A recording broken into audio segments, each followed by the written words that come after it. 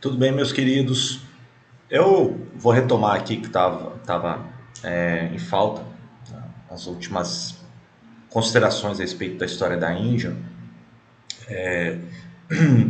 Eu acredito que nesse período que a gente vai ver vai ser basicamente um período da década de 20, 30, boa parte da década de 30, os eventos da Segunda Guerra Mundial, a radicalização do movimento pela independência indiana, né? Isso a gente tem que enfatizar como primeiro plano, né?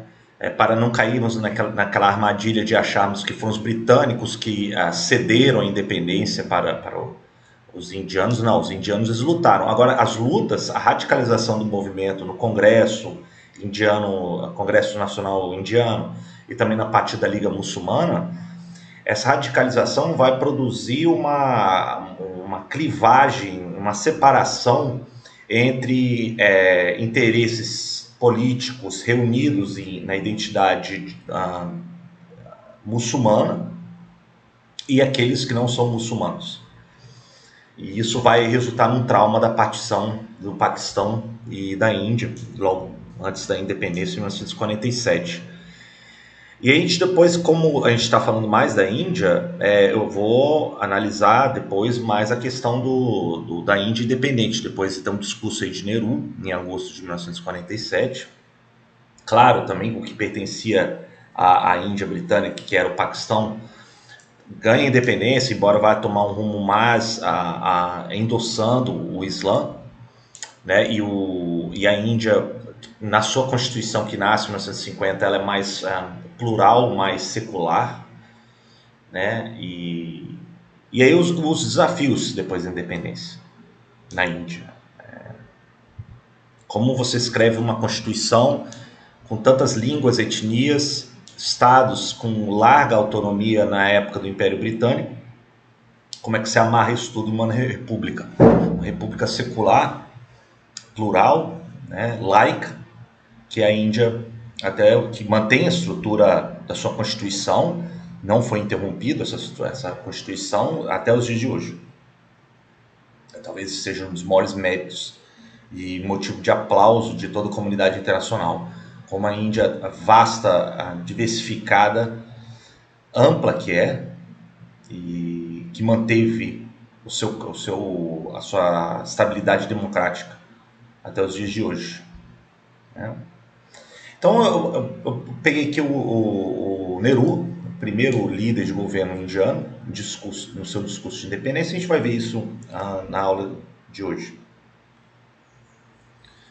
Bom, as desavenças já estavam presentes na Índia já na década entre a Primeira e a Segunda Guerra Mundial, né? O Congresso Nacional Indiano, na verdade, ele foi fundado em 1885 como um partido para tentar unir todos os indianos, e no primeiro momento, a gente viu isso na aula passada, uma tentativa de negociar com o governo britânico em direção a uma autonomia, né? Mas aí com o tempo você tem um movimento de radicalização.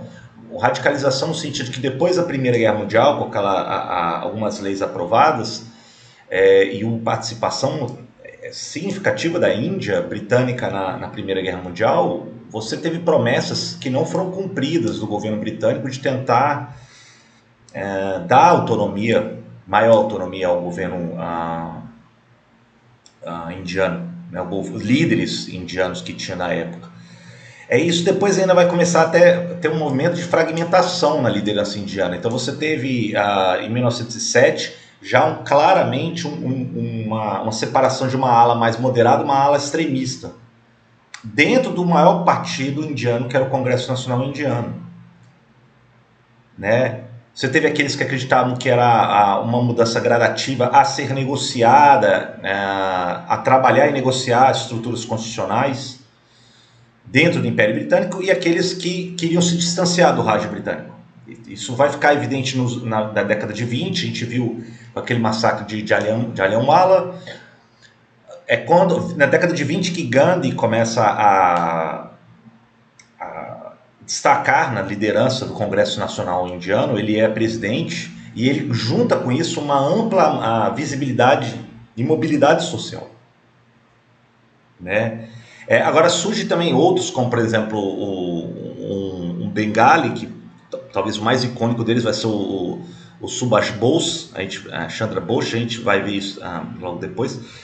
Mas que, enfim, o que ainda na década de 20 estava bastante evidente era o que Gandhi defendia, que é primeiro a não cooperação e a não violência, né? Uma espécie de satyagraha, né? A busca da força da verdade. E Gandhi ele vai também liderar vários movimentos sociais, né, com um relativo grau de visibilidade. Um na década de entre 20 e 22, outro de 30 a 34 e outro de 1942. Né? O que vai ser proposto depois, com o tempo, no início da década de 30, vai ser uma abertura do governo britânico tentar negociar primeiras negociações para a autonomia, que não vai adiante. Tanto é que essas conferências chamadas conferências de mesa redonda em Londres, elas são um fracasso, são várias rodadas, e uma das coisas que Gandhi não aceitava também era a divisão comunitária, no sentido de que você tinha eleitores muçulmanos, eleitores não muçulmanos separados a apontarem e elegerem políticos de acordo com a sua religião. Isso já foi um flerte com as demandas da Liga Muçulmana, do que Jinnah começou a lutar. Né? Já existia um temor da comunidade muçulmana, muitos também radicais, que queriam não dividir mais a Índia com os não muçulmanos, no sentido de que eles temiam, eles eram 10, 15% da população indiana na época, temiam serem minoritários, perseguidos, com uma eventual independência indiana. Então a gente tem um retrato aí de uma das rodadas dessas conferências em Londres. Percebo que Gandhi está aqui, inclusive. Que vai culminar na missão Cripps. Na verdade, a missão Cripps ela vai ser quase que a última cartada do governo britânico, em que há uma promessa de autonomia caso a Índia entre na Segunda Guerra Mundial, a favor dos britânicos. E haverá muita discussão. Né? Haverá também muito receio de que o gasto que a Índia teve em termos humanos e financeiros na Primeira Guerra Mundial foi enorme.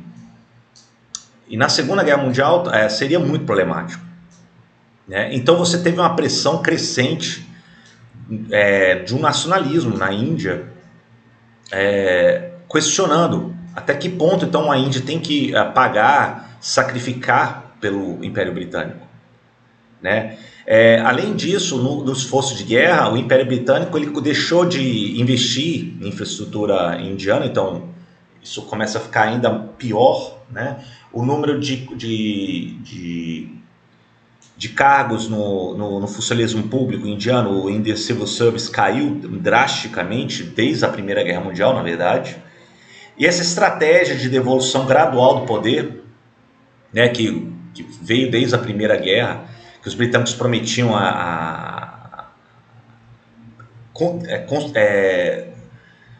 planejar os cargos diretivos maiores gradativamente para os indianos, e isso não vai resultar num autogoverno, né? Mas vai crescer sim o impulso por demandas de autonomia, por independência. Então acho que a Primeira Guerra e a missão Cripps, quando ela falha, quando chega nas mãos do Winston Churchill, que ele, como homem do seu tempo, era um imperialista da época vitoriana praticamente, ele achava inconcebível isso e rejeita. Então essa foi a última negociação que deu terrivelmente errado para a independência indiana.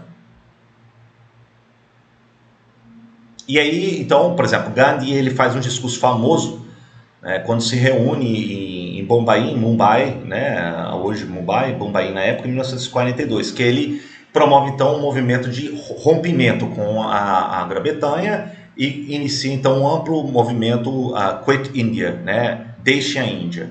Esse vai ser um momento tão marcante da busca de independência, novamente no contexto da Segunda Guerra Mundial. Né? Estamos ainda, deixa eu só diminuir aqui minha figura. atrapalhando aqui, no contexto da Segunda Guerra Mundial, né?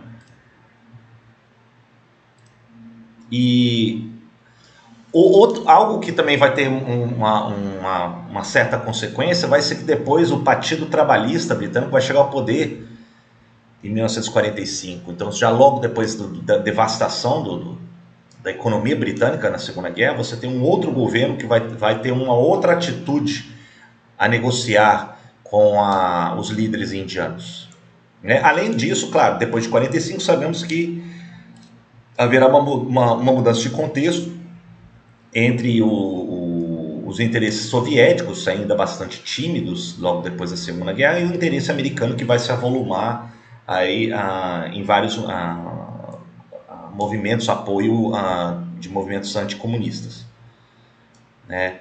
Agora, no contexto da Segunda Guerra ainda, eu não falei, por exemplo, existiu o Subhas Chandra Bose, que ele organiza inclusive um exército, inicialmente com o apoio dos japoneses, né? Porque prometiam o Bose, que também vai negociar inclusive com Hitler, para que daí a radicalização do movimento, um dos líderes aí do Congresso Nacional Indiano, para tentar expulsar de vez os britânicos.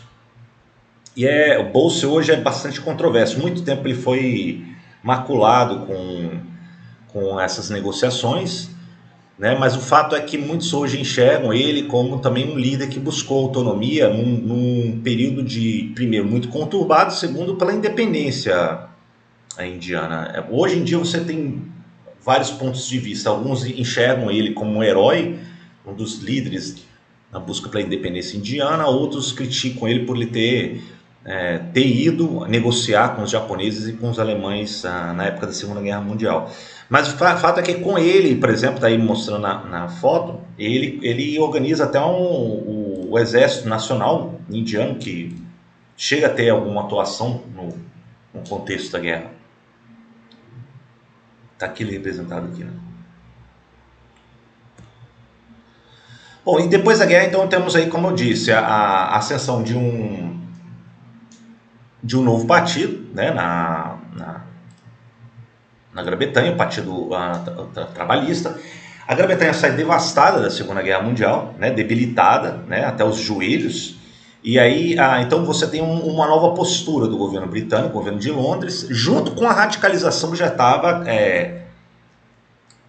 cristalizado já na liderança indiana, nas várias vertentes. Você teve desde o Bose, que depois eventualmente vai cair aí no opróbrio pelo envolvimento dele com os japoneses e os alemães. Você tem a liderança mais moderada como o de Nehru, Gandhi, que já se afastou da política depois da desilusão dele nas negociações em Londres na década de 30, e também com a separação de eleitores muçulmanos, eleitores não muçulmanos, e a ascensão da Liga Muçulmana do Jinnah, né? Então, esse movimento vai culminar em várias correntes pela independência, de separatismo, né? Inclusive, os muçulmanos eles vão ganhar muita notoriedade, porque depois de 37, principalmente em 1940, muitos da liderança da comunidade do Partido Congresso Nacional Indiano, eles fazem uma espécie de boicote até nas eleições, eles não participam das eleições locais, legislativas, enfim. Isso faz com que muitos eleitores da Liga Muçulmana, vão ser escolhidos para a política indiana. Eles tomam o lugar deles. E isso faz com que o Jinnah, o pleito da Liga Muçulmana, ganhe ainda mais força depois no contexto da Segunda Guerra Mundial. E ele negocia para que, olha, então agora queremos uma independência, um país separado, né, com maioria muçulmana, etc. Então, de certa maneira, o tiro até saiu pela culatra, nesse boicote que muitos do CNI, o Congresso Nacional Indiano, fez, a protestar, claro, com a negação de Churchill de negociar a independência indiana antes da Segunda Guerra Mundial, né? Então a Liga Muçulmana ela ganha proeminência na Segunda Guerra, né? Isso é uma coisa profundamente trágica, que vai amargurar Gandhi, porque a história indiana, ela é muito, como vimos nessas aulas anteriores, ela é repleta de coexistência, de hibridismos entre eles. Não necessariamente existia uma comunidade. Em momentos de crise, sim, houve certas perseguições, etc., ou privilégios, mas a maior parte da história indiana ela é muito plural, ela nunca foi a favor de uma comunidade em detrimento de outras. Poucas. Isso é mais exceção do que regra na história indiana, né? E inclusive no movimento Khilafat, os movimentos de não cooperação em 2022, você teve pedidos muçulmanos e muitos hindus apoiaram. Você tinha muitos hindus que eram muçulmanos e muitos muçulmanos que toleravam, conviviam com hindus e por assim vai. Não era um grande problema, né? Mas isso aí depois de 37 a 1940, isso começa a ficar preocupante, né? E aí a Liga Muçulmana ela começa a virar o porta-voz principal, proeminente na Índia, na Segunda Guerra Mundial, e depois a representar todos os anseios, as inseguranças da comunidade muçulmana, né? Então, por exemplo, a Liga ela vai defender e ela consegue ser aprovado o cartão comunitário, uma espécie de identidade comunitária que você identificava o eleitor se ele era muçulmano ou não muçulmano. E isso foi muito explorado por Jinnah, né? Fez isso, inclusive, seu grito de guerra, como ele declara em um famoso discurso em Lahore, em 1940, né? E isso tudo vai começar a apontar um futuro sombrio, né? Uma partição traumática, principalmente na região nordeste e noroeste indiano, com grandes comunidades muçulmanas, né? E aí, eventualmente, já quase no apagar das luzes da Índia britânica, temos o apontamento do último vice-rei da Índia, está aí retratado, o Lord Louis Mountbatten, em 1947, para promover rapidamente uma agenda de transferência de poder, de maneira mais eficiente e rápida possível, né? O que é bastante... Ele está aqui, por exemplo, com Jinnah, está aqui com Nehru, né? E eles fizeram de maneira tão apressada que isso prenunciou uma tragédia, né? Você tinha que, por exemplo... E aí é o jurista aqui, o Cyril Radcliffe, ele propõe em questão de meses, ele começa a separar comunidades, localidades diversas ao longo da fronteira, um gigantesco trabalho. Na região aqui do Punjab, a região noroeste, a região aqui de Bengala também. E aí ele afirma que de regiões para lá tem a maioria muçulmana e para cá de não muçulmanos, né? É claro que existem várias controvérsias aí, isso foi desastroso. Você tinha grande contingente, por exemplo, de muçulmanos que viviam aqui no norte, grande parte de Sikhs que viviam aqui no Punjab. Essa região do Punjab é a região mais sagrada dos Sikhs. Muitos muçulmanos aqui na Caxemira, né?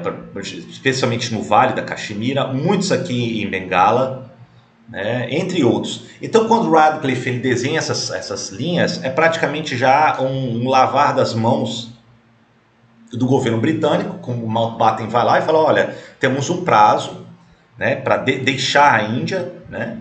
E as negociações, inclusive, que previa que iria ter a retirada britânica em junho de 1948, ele é antecipado para agosto de 1947.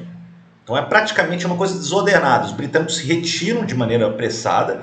Essa linha Radcliffe ela é bastante problemática, ela foi feita às pressas.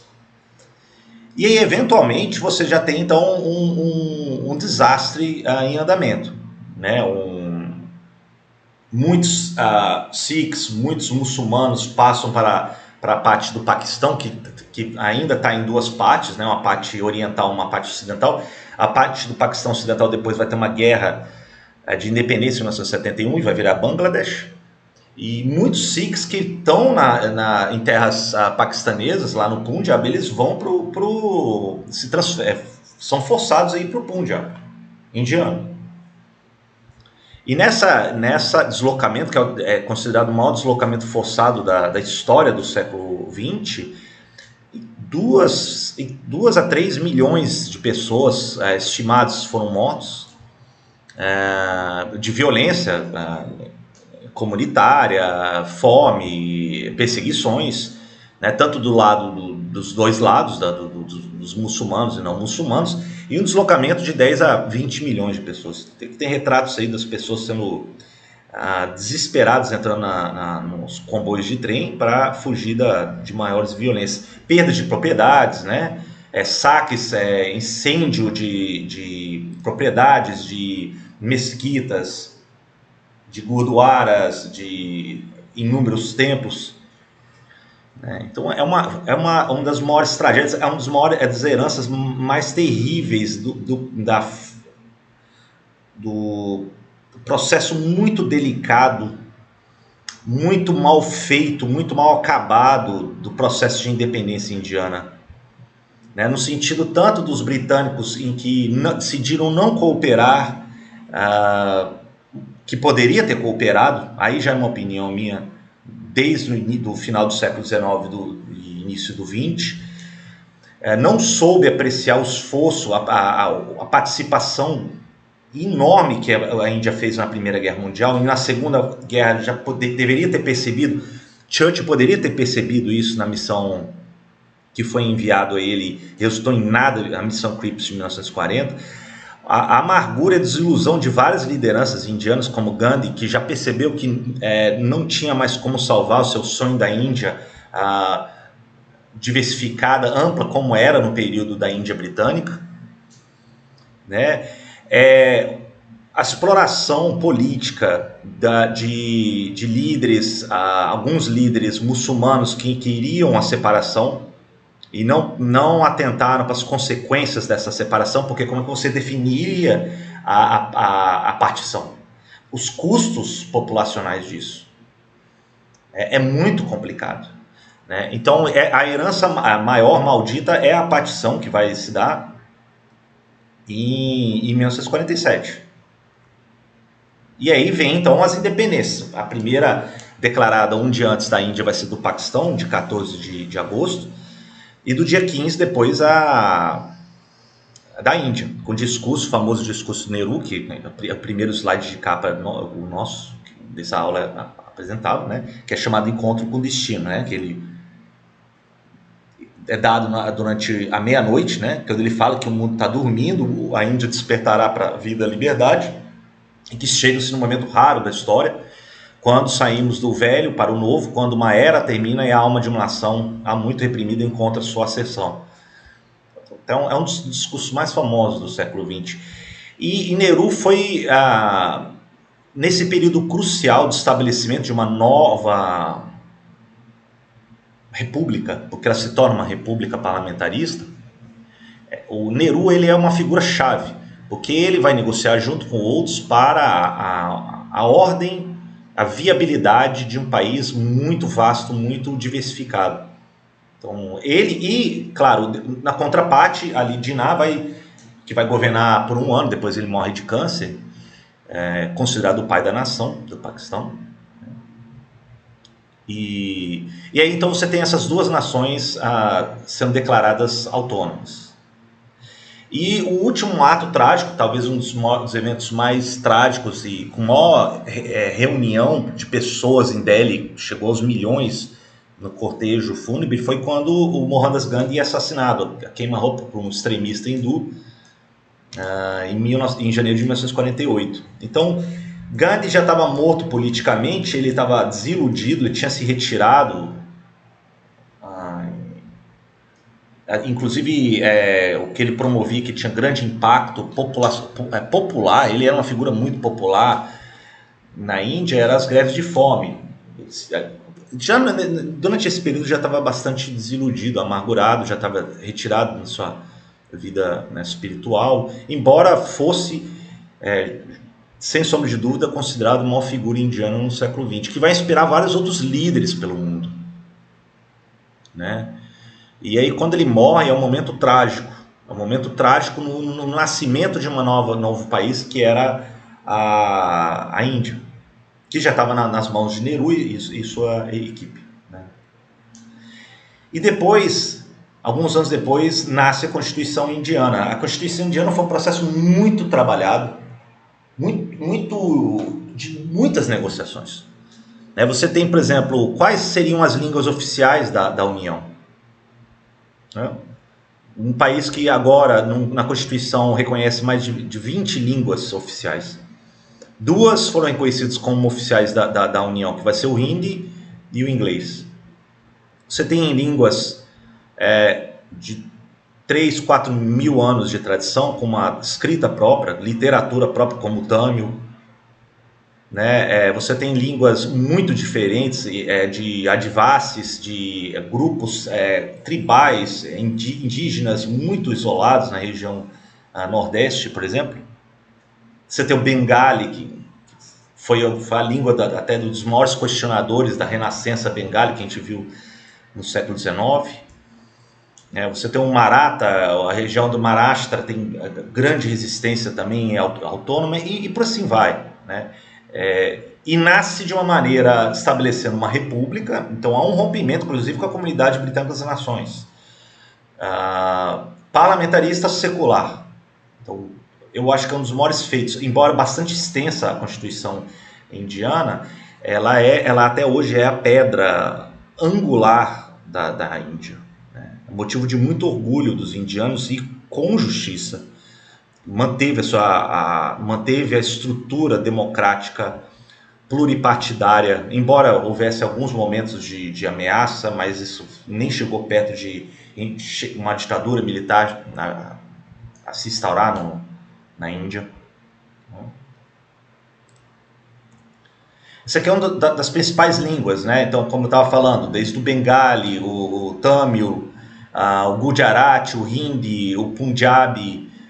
Você tem até minorias nepalesas, Assam, o Kannada, o Marathi, o Malayan, né? A proximidade também com o Tamil, o Telugu, e por assim vai. São grandes línguas que tem não somente a língua falada, como a escrita é diferente. Então, aqui, muitas vezes no Ocidente, a gente tem dificuldade, a gente acha que ali você tem línguas que são diferentes, mas a escrita, como a gente utiliza um alfabeto baseado no alfabeto latim dos romanos, eles têm escritas totalmente diferentes. Além da língua, é a escrita. Então você tem hoje, se você chegar na Índia, você assiste um programa de televisão, quando há um pronunciamento, por exemplo, do presidente ou o líder de governo indiano, você tem as legendas. Legenda não traduzindo a língua, traduzindo também a escrita é totalmente diferente do que é, por exemplo, o Devanagari, que é usado no Hindi, lá no norte. Não é compreendido por boa parte da população no sul, por exemplo. Os Tamils, por exemplo, eles têm muito orgulho da literatura da língua deles. Lutaram e questionaram muitos deputados da Constituinte indiana. Eles lutaram para questionar por que o Hindi seria uma língua da União e não o Tamil também não. Isso deu uma tremenda dor de cabeça, né? Ameaças inclusive de separação, de separatismo e por assim vai. Mas o fato é que vai vingar essa Constituição. E essa Constituição, ela tem uma herança lindíssima. Ela vem em cima de homens, como por exemplo um membro do que era tradicionalmente considerado a casta dos Dalits, né, dos não pertencentes às castas, um hábito, uma tradição que muitos indianos, os pais da nação indiana, da independência indiana, lutaram para conter isso. Um deles vai ser um brilhante jurista que veio das classes dos Dalits, que vai ser o Dr. Ambedkar, que inclui, inclusive, na Constituição a proibição de discriminação. Então é ilegal você ter a prática de discriminação em castas, pela Constituição indiana, até os dias de hoje, tá? E depois ele propõe até ações de inclusão dessas castas, né? Prevendo a realização de concursos públicos que eles poderiam ter a sua cota, a entrada de universidades e por assim vai. Ele foi um visionário, ele lutou para que eles já sabiam que isso era uma coisa nevasta, vindo do passado. Hoje, e isso eu vejo muitos alunos perguntando, até nem tenho tanta paciência mais para responder, porque todas as vezes vem uma dúvida sobre castas, como se a Índia somente fosse sobre castas, né? Como se fosse apenas isso. Isso é uma coisa que eu até tenho que me controlar, mas o fato é que existe essa prática. Ela persiste no meio interiorano, entre alguns mais radicais, mas ela é proibida por lei. Se você for em grandes cidades hoje, gente, se você for para Mumbai, se você for para Delhi, você tem também, não tem mais nem no menor sentido isso, só em alguns anúncios de jornal, de casamento, etc. Mas isso é proibido, isso é ilegal na Índia. E Ambedkar talvez seja uma das maiores figuras que tentou combater isso. E também a figura do Patel, né, de Gujarat, o grande Patel, que junto com Nehru, Ambedkar, o Menon, eles vão ser a equipe que vai negociar o processo da unidade indiana. Então você tem aquele mapa indiano na época do Império Britânico, de vários estados principescos, não sei se vocês lembram. Então você tinha regentes locais com ampla autonomia fiscal interna. E como é que ele teria que passar por acordo de cada um desses regentes para que eles decidam se eles quisessem se associassem, né, à União Indiana ou não. E isso é um trabalho muito paciente, que foi junto com a questão da ameaça, também a questão da diplomacia, que foi usado por Patel e também o Menon, né? Só para vocês terem uma ideia aqui, para encerrar a nossa aula, aqui é um processo da formação da Índia desde 1947, né? E aí a gente vê aqui, por exemplo, na época de 1947, em azul aqui são os estados principescos. Então eles tinham que decidir, cada um deles tinha que decidir se eles iam para a Índia ou não, né? A maioria com o tempo foi para a Índia, a grande maioria na verdade, né? O mais problemático deles vai ser, por exemplo, Hyderabad, que era um sultão, e ele enxergava que muitas vezes, ele tentou negociar, barganhar o fato de que ele queria manter contatos e possível união com o Paquistão. Isso é inaceitável, era um estado totalmente no meio da Índia, e isso depois, inclusive houve envio do exército indiano para reprimir, e lutou contra soldados que deviam sua lealdade ao sultão de Hyderabad, entre outros. Tá?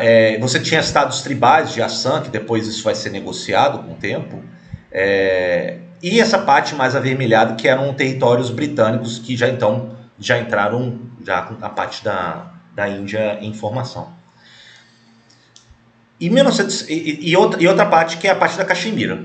Essa parte da Caxemira que talvez seja a mais inconclusa de todas as partes, porque da Caxemira você tinha um regente que vinha da dinastia dos Dogras, que tinha negociado junto com os Sikhs e depois com os britânicos, portanto era um Rajá, um hindu, e esse Rajá da época, da dinastia, última dinastia da Caxemira, ele odiava Nehru, e Nehru era um caxemirense, um pandit, né? Um sábio, um estudioso, brahmani da Caxemira, o Rajá da Caxemira odiava Nehru, porque ele considerava Nehru muito reformador, muito inclinado ao socialismo, e Nehru não gostava do Rajá porque ele representava coisas mais antiquadas que existiam da sua terra natal. Então o Rajá da Caxemira, na época da independência, ele ficou ainda muito reticente, não sabia o que fazer.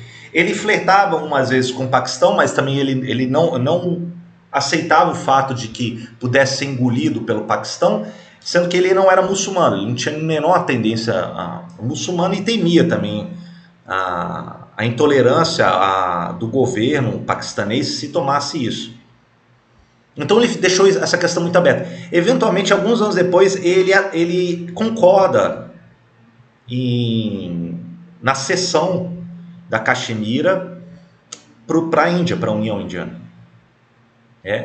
Agora, o Paquistão alega que a maior parte da população no vale, por exemplo, da Caxemira, são muçulmanos, e eles não foram consultados.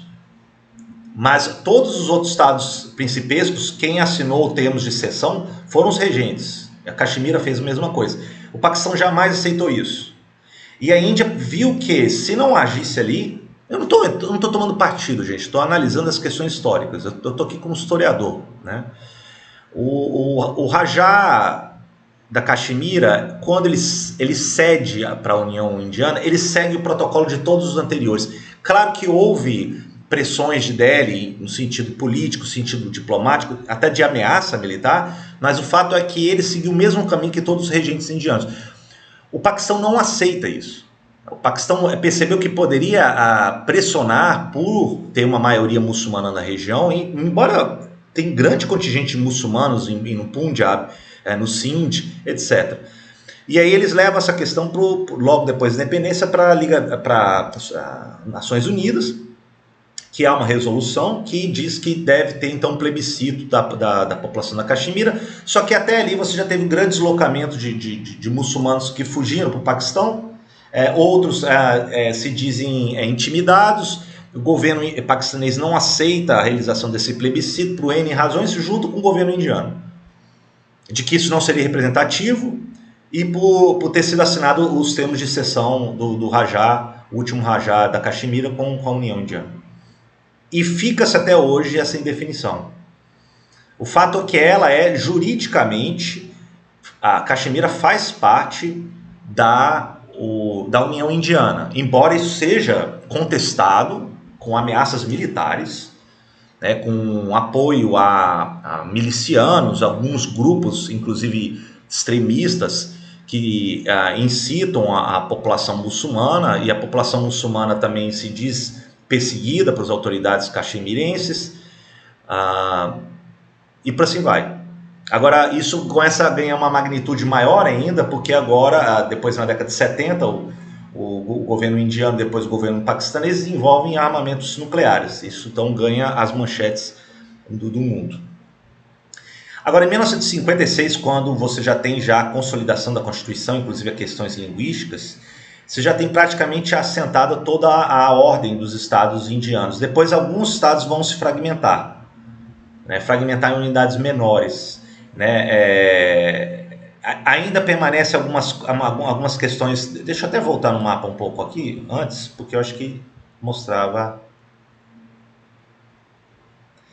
Você tinha territórios, por exemplo, Junagadh também tentou se unir o Paquistão, também isso deu errado, depois juntou a Índia em 48, Hyderabad eu falei para vocês, tinha até uma parte de Kalat que depois se junta ao Paquistão em 1948, a Caxemira que está em cinza com as suas pendências. Um dos últimos territórios que se juntou à Índia, que tinha ainda uma larga autonomia, até na sua família real da época, muito ligado a questões das etnias locais, da história local, vai ser a região de Sikkim.